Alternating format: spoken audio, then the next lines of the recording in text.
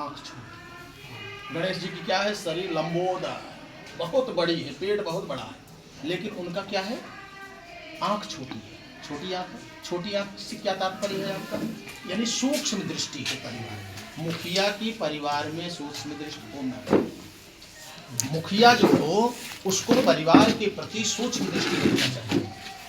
और पेट उसका बहुत बड़ा, कान बहुत बड़ा है, गणेश का कान, मुखिया का कान बहुत बड़ा होना चाहिए। जी ही क्या हुक सुन ले, भाई एक सुन ले, बेटो सुन ले, पतोहू सुन ले, भाई सुन ले, भौजाई सुन ले, भाई सब सुन के लिए इतना बड़ा पेट पहले सुनना, मुखिया का जो आपको दर्शाया जा रहा है उस प्रतिबिंब में, उस चित्र में जो बताया जा रहा है, मैं वो चीज बता रहा हूँ।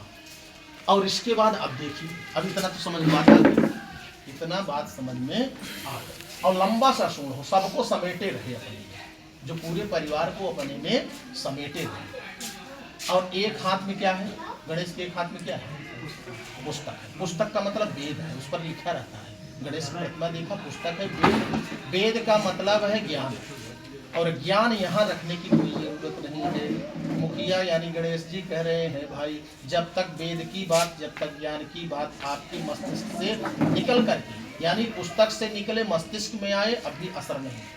लेकिन जिस दिन वो मस्तिष्क से निकल करके क्रिया में आ जाएगा, तो काम, हम ज्ञानी तो बहुत है लेकिन काम कुछ नहीं करते। चौकी पर तो बहुत बढ़िया बढ़िया बोलते हैं, लेकिन भीतर लफड़ा करते। ये लफड़ा है सबसे।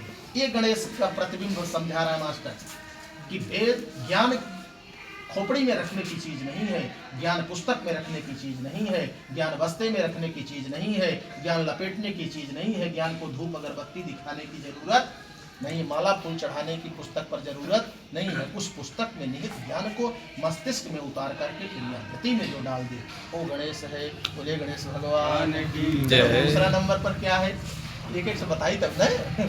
दूसरे गणेश के दूसरे हाथ में क्या है, शंख है, शंख है, हाँ देख, हाँ शंख है, क्या शंख भी लिए, फूल भी छोटे फूल लिए, कमल का फूल है, कमल का फूल, गदा है नीचे, गदा भी है, गदा नीचे रखो, और एक में क्या है, लड्डू है, हाँ, हाँ लड्डू का कटोरा है, एक में लड्डू है ना, एक में लड्डू भी है ना, एक में लड्डू है, वेद है ना, और इधर क्या है, एक में गदा है कमल का, यही है ना। तो चलिए अब देखिए, इधर देखिए गदा क्या है, गदा धर्म का, गदा नीचे है, यानी कि किसी भी परिस्थिति में हमको, अगर हम मुखिया हैं, हमको अडिग रहना है, यानी स्थिर रहना है। चाहे हमारे पास हर्ष हो, चाहे हमारे पास विषाद हो, चाहे हमारे पास सुख हो, चाहे हमारे पास दुख हो, चाहे हमारे पास धन हो, चाहे हमारे पास निर्धन हो, हर एक स्थिति में हमको क्या रहना है,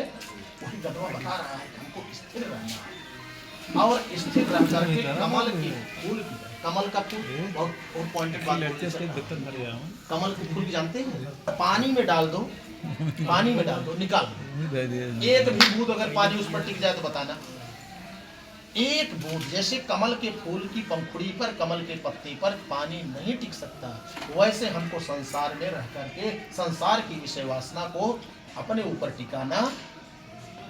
अगर इतनी चीज हो जाए बेटा, तो फिर चौथे हाथ में लड्डू ही लड्डू है, तो चौथे हाथ में जो लड्डू है मोदक, तो अपने हाथ में भी लड्डू आ जाएगा। सब कहा थे करीब हाथ में लड्डू, तो लड्डू लेने के लिए इतना सब करना पड़ेगा। अगर इतना हो जाए तो फिर लड्डू, तो ऐसे ही। अच्छा, एक दिन हम देखत रहे,